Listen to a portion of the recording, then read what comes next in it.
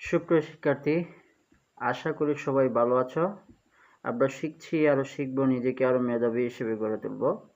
ষষ্ঠ শ্রেণীর অধ্যায় 8 অর্থাৎ তত্ত্ব উপাত্ত থেকে 19 নম্বর যে প্রশ্নটা আছে সেটার সমাধান আজকে নিয়ে এসেছি। উপাত্তগুলো দেওয়া আছে এরকম: উপাত্ত সমূহের মধ্যক নির্ণয় করো। আমরা মধ্যক নির্ণয়ের জন্য সুবিধার্থে লিখেছি উপাত্ত সমূহকে মানের ঊর্ধ্বক্রমে সাজিয়ে পাই, অর্থাৎ আমাদের উপাত্তগুলোকে আমাদের মানের ঊর্ধ্বক্রমে সাজাতে হবে। ও মানের ঊর্ধ্বক্রমে অর্থাৎ হচ্ছে ছোট থেকে বড় ক্রমে, একেবারে ছোট সংখ্যা থেকে বড় ক্রমে সাজিয়ে লিখা। আশা করি তোমরা বুঝতে পেরেছ। মানের ঊর্ধ্বক্রমে হচ্ছে ছোট থেকে বড় ক্রমে সাজিয়ে লিখব। আমরা এখানে সবচেয়ে ছোট যে সংখ্যাটা আছে 7, এই 7 সংখ্যাটা এখন আমরা লিখলাম। এর পরের সংখ্যাটা হচ্ছে 9, এই 9 সংখ্যাটা লিখলাম। 9, এরপরে হচ্ছে 11, এরপরে হচ্ছে 12,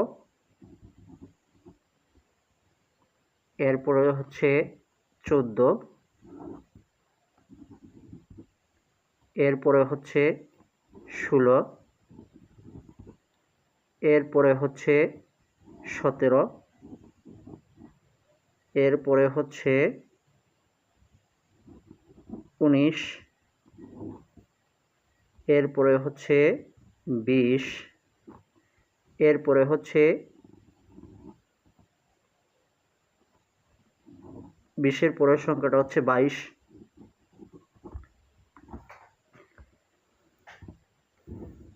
আমরা মানের ঊর্ধ্বক্রমে সাজিয়ে লিখে ফেললাম। এবার আমরা লিখব, দেখা যাচ্ছে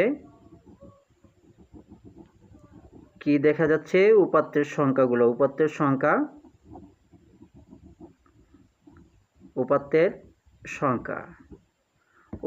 সংখ্যা হচ্ছে 11টি।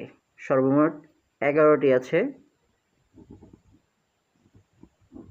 11টি, যা বিজোড় সংখ্যা। বিজোড়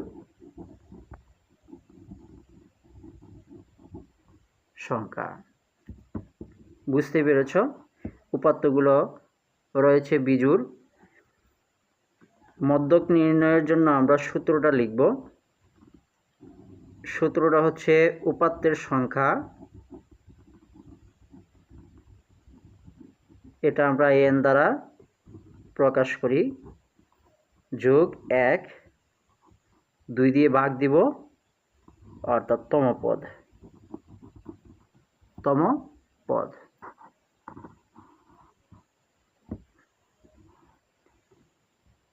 আমরা উপাত্তের সংখ্যা সর্বমোট পেয়েছি 11টি। যোগ 2 দিব, 1 দিব, নিচে 2, তম পদ। 11 সংখ্যা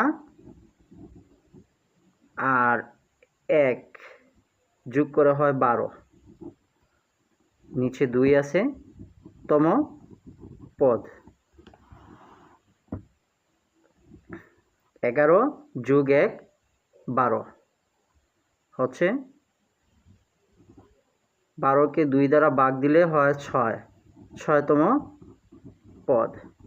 এবার আমরা দেখব এখানে 6 নাম্বার পদ কত।